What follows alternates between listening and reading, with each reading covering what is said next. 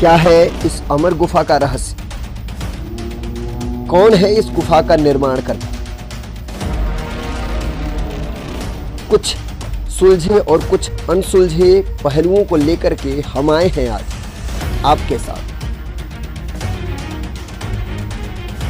आखिर कब से यहाँ शिव और पार्वती विराजमान है और यह हाथी का आकृति वाला पत्थर कहां से आया? क्या है इस योनि द्वार के मुख्य प्रवेश द्वार का रहस्य? ये भी हम आपको दिखाएंगे इस वीडियो में। नमस्कार, स्वागत है आपका इंडिया लाइव न्यूज 24 में और मैं हूं ऋषिदेव उपाध्याय आपके साथ। इस वक्त मौजूद हैं शिव पार्वती की गुफा में। ये सलई बनवा एक जगह है जो ओबरा क्षेत्र में पड़ता है।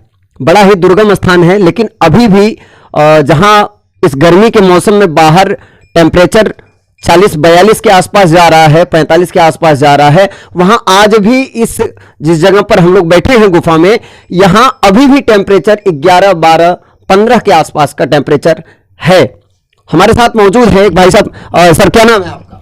जी, मेरा नाम विष्णु गुप्ता है। मैं पूर्वांचल पत्रकार एकता समिति का मैं प्रदेश महासचिव हूँ। यहाँ पे हम इस जगह पे जहाँ पे हैं, ये अनादिकाल से ये शिव पार्वती की गुफा है। ये यहाँ पे इस गुफा की खोज यहाँ पे एक संत ने इसकी की थी और तब से यहाँ हर सावन में विशाल मेला और भंडारा का यहाँ पे आयोजन होता है। तमाम पूरे देश से लोग यहाँ आते हैं।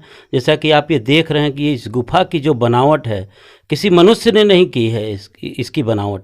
यहाँ पे जो शिवलिंग है, शिवलिंग के बगल में गणेश जी की जो प्रतिमा की तरह जो आकार दिखाई दे रहा है, ये किसी के द्वारा बनाया या बैठाया गया नहीं है, ये प्रकृति प्रदत्त है। ये ऐसा क्या खास बात है इस गुफा में कि यहाँ बाहर जहाँ टेम्परेचर 42 रहता है और अंदर आकर के 11, 12, 15 हो जाता है? देखिए, प्रकृति की को कहा गया है कि प्रकृति माँ है, और जिस तरह से आप बाहर का टेम्परेचर यहाँ पे 40 से 45, 50, 48 कभी कभी यहाँ का टेम्परेचर पहुँच जाता है।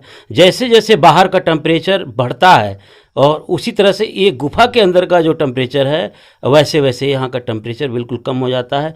ये देखा जाए कि भगवान की बनाई हुई, अगर किसी को प्रकृति का अनोखा उदाहरण देखना है तो इस गुफा के अंदर आके देख सकते हैं कि तमाम ऐसे पत्थर यहाँ पे आप दिखाई दे रहे हैं लटके हुए, जो प्रकृति के द्वारा बनाए गए हैं। लेकिन एक पैसा उसमें लटका हुआ पत्थर है जिसमें डमरू की आवाज़ आती है। हाथ से बजाने पे उसी पत्थर में डमरू की आवाज़ सुनाई देगी, बाकी किसी पत्थर में आपको डमरू की आवाज़ नहीं सुनाई देगी।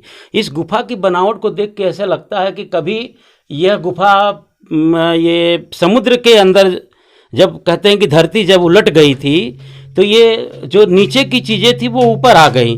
तो ये इसमें आप देखेंगे कि जैसे पानी, समुद्र के पानी के धार से ये रगड़ खा करके इन पत्थरों की ऐसी बनावट हो गई है। और भगवान का जो यहाँ पे शिवलिंग का आकार है, ये अनोखा आकार है। और यहाँ पे जो मान्यता लोग मानते हैं, वो मान्यता पूरी होती है और अपनी मनौती यहाँ मानने लोग बहुत दूर दूर से आते हैं। क्या नाम पड़ेगा आपका? मेरा नाम विनोद कुमार अग्रवाल है। अग्रवाल जी, क्या लगता है यहाँ ऐसी जो प्राकृतिक छटा एक देखने को मिल रही है, यहाँ पर ऐसी इसकी जगह की क्या खासियत है? मुझे ऐसा लगता है ये जो गुफा है, ये स्वयं भगवान शिव ने ही इसको बनाया है और ये एक अलौकिक गुफा है, इसको कोई मनुष्य नहीं बना सकता। और यहाँ पर आने से ये लगता है कि जैसे हम एक बहुत ही अद्भुत जगह पर आ गए। अद्भुत, अलौकिक और एक प्राकृतिक है, मतलब इसको किसी मनुष्य ने नहीं बनाया है।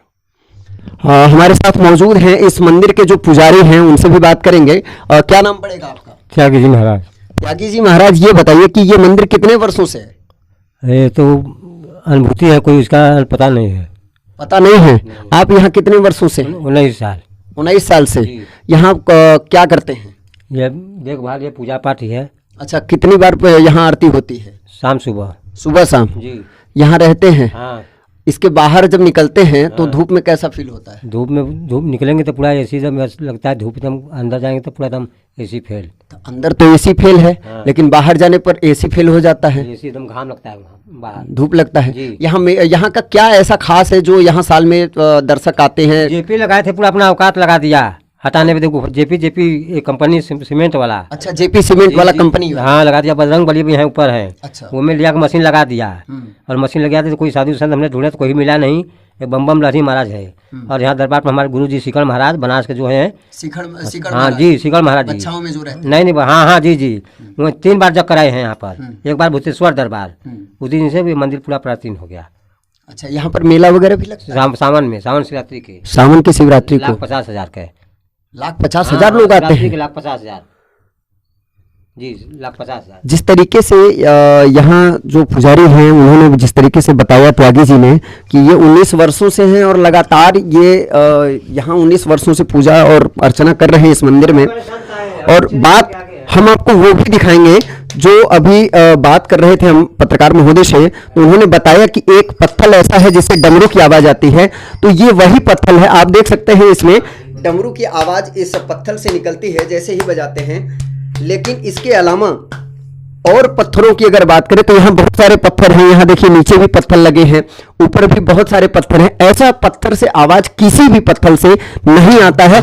आखिर इस पत्थर में ऐसी क्या खास बात है जो इसमें निकल करके आता है? तो यूं कहा जाए कि ये प्राकृतिक है और ये भगवान की बनाई हुई सृष्टि का ही एक अंग है। ये देखिए गणेश जी को हम दिखा रहे हैं यहाँ से, बिल्कुल एकदम गणेश जी अपने आकार में, अपने स्वरूप में, जैसे एक मतवाला हाथी जिस तरीके से होता है और उसकी कान जो होती है, ये देखिए अगर बगल से देखा जाए तो थोड़ा ये साइड में देखिए जैसे लग रहा है कि ये एक हाथी की कान है, और ये सामने से ये मस्तक जो दिखाई दे रहा है ऐसा प्रतीत हो रहा है देखने से ये साफ साफ कि ये कोई हाथी है जिसको ये पत्थर का रूप दे दिया गया है। आप पीछे भी देख सकते हैं, पीछे भी एकदम बिल्कुल हाथी के जैसा ही स्वरूप है। कहा जाता है कि प्रकृति जब अपना रंग बदलती है, अपना रूप दिखाती है, तो एक अलग ही स्वरूप होता है प्रकृति का। आज उसी प्रकृति के स्वरूप को हम सभी देखने के लिए मौजूद हुए हैं। ये अंदर की जो बनावट है इस पहाड़ की, ना किसी मनुष्य ने बनाया है, ना ही किसी मनुष्य के अंदर इतनी क्षमता है कि वो ऐसी कलाकारी कर सके।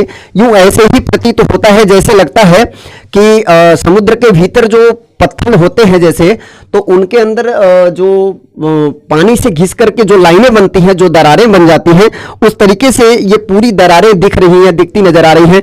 ऐसा लग रहा है कि जैसे कभी ये पहाड़ जो था, ये गुफा जो थी वो समुद्र के अंदर थी। ये भी भ्रम होता है कि अगर समुद्र के अंदर थी तो फिर बाहर कैसे आई, क्योंकि जिस जगह पर हम मौजूद हैं ये उत्तर प्रदेश के ओबरा और एक तरीके से एमपी और यूपी का बॉर्डर कहा जाए, तो उस जगह पर हम लोग मौजूद हैं और देख रहे हैं कि किस तरीके से इस गुफा में जो बनावट की गई है वो एक अद्भुत, एक अदम्य कलाकारी है। यही है प्रकृति की कलाकारी। जब हम प्रकृति से छेड़छाड़ करते हैं तो प्रकृति अपना रंग दिखाती है, लेकिन कहीं ना कहीं वही प्रकृति हमें कुछ ऐसा देकर के जाती है जिसके लिए हम वर्षों वर्षों तक प्रकृति के ऋणी रहते हैं। हम आपको वो भी दिखाएंगे कि बाहर किस तरीके का नज़ारा है। और यहाँ पर मंदिरें, बहुत सारी छोटी छोटी मंदिरें भी बनी हैं। हमें लग रहा है ये भगवान विष्णु और लक्ष्मी जी की मंदिर है। और यहाँ पर ये शारदा देवी का मंदिर है, माँ शारदा यहाँ पर विराजमान है। और खास करके मध्य प्रदेश के क्षेत्रों में इनकी बहुत मान्यता है। और जिस तरीके से जिस क्षेत्र में अभी हम मौजूद हैं, यहाँ से कुछ दूर पर रेलवे लाइन भी है, उस तरफ भी, इस तरफ भी।